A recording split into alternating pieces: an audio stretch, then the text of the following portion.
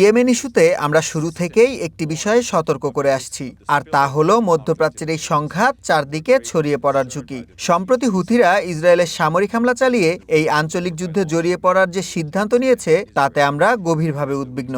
আমরা হুথিদের প্রতি আহ্বান জানাচ্ছি তারা যেন এই সংঘাত থেকে দূরে থাকে এবং এর বদলে যেন আলোচনার টেবিলে ফিরে আসে। জাতিসংঘের বিশেষ দূত হ্যান্স গ্রুনবার্গের মাধ্যমে তারা যেন সমস্যা সমাধানের চেষ্টা করে। গত সপ্তাহেই মিস্টার গ্রুনবার্গ সতর্ক করেছেন যে এই ধরনের পাল্টাপাল্টি হামলা পুরো ইয়েমেনকে যুদ্ধের দিকে ঠেলে দিতে পারে, যা দেশটির নিজস্ব সংকট সমাধানকে আরও জটিল করে তুলবে।